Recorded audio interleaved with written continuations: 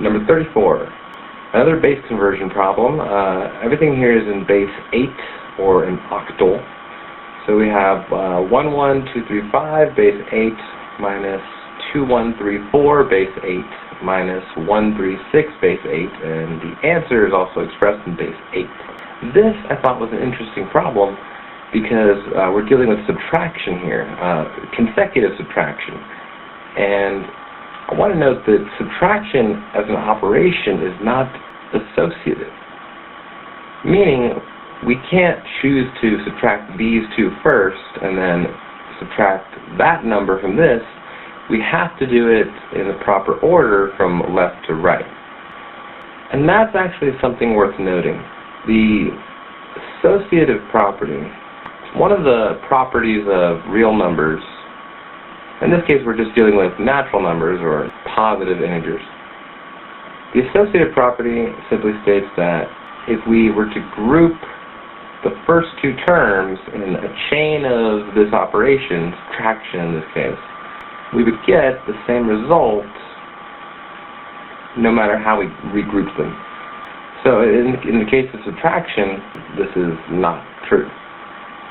We say that subtraction does not follow the associative property, or the associative property does not apply to the operation of subtraction. Alright, so we're dealing at base 8 in this problem. To quickly review number bases, we got the units place. This would be the 8 to the first power place, or the 8th place. This would be 8 squared place, or the 64th place. Then we have 8 to the third, 8 to the fourth, and that's how the place value system works in base 8.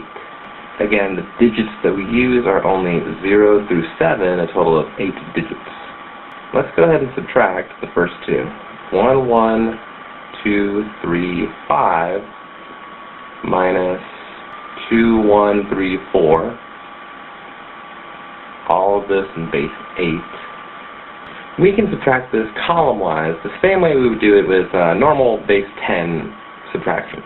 Now, it does mean that we can also borrow quantities over from the digit in the place to the left. We'll get to that when we encounter that problem. Here, we're fine. Single digits, so quantity of 5 minus a quantity of 4 will always be a quantity of 1. Likewise here, we have 3 minus 3, which is 0. 2 minus 1 gives us 1. And then here's kind of the first place we encounter a problem. So really we can just think of this entire problem as 1, 1 minus 2. Again, everything here is in base 8. So remember that 1, 1 in base 8 is equivalent to quantity of 8 plus a quantity of 1. So what we would traditionally think of as 9 in base 10.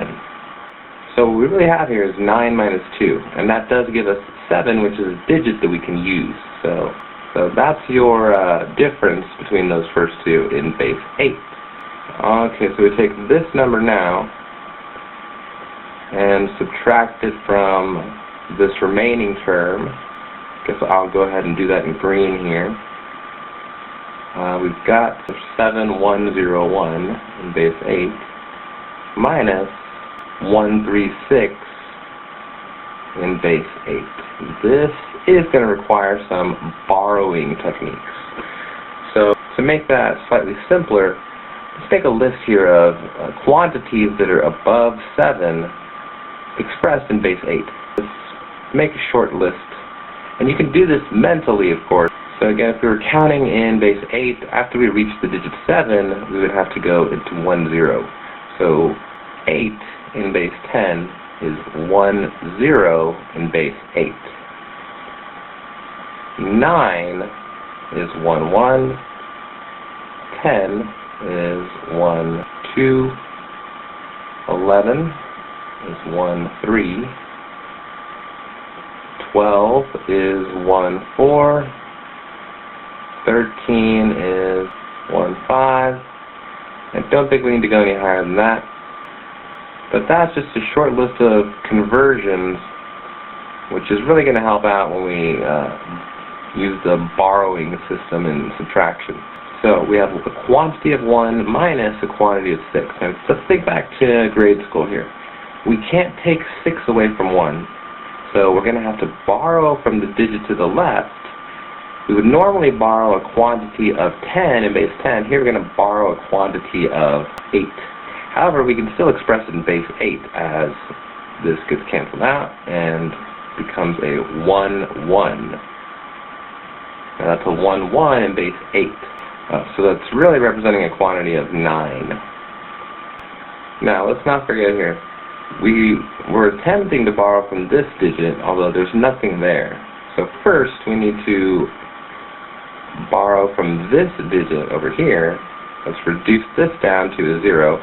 This then temporarily would become 1, 0, but since we borrowed over here, it then reduces to the next digit down. Now, 1, 0 in base 8 is 8, so this really becomes a 7 at the very end of the problem. Now we can do all the subtraction. We have 9, remember this is a quantity of 9 minus 6, that gives you 3.